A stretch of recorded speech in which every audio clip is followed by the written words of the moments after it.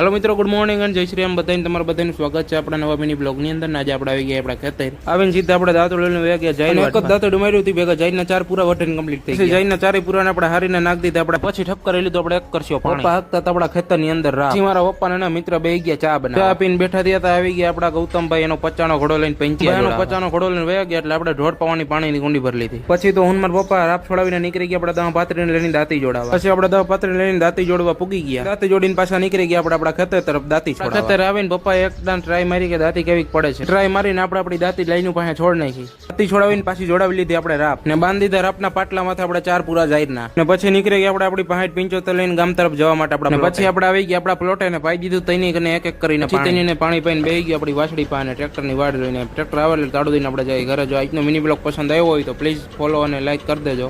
અને મળી આવા નવા બ્લોગની સાથે કાલે. જો ફૂલ બ્લોગ જોઈ તો આપણે યુટ્યુબ ચેનલની અંદર આવી ગયો છે, લિંક બાયોની અંદર છે.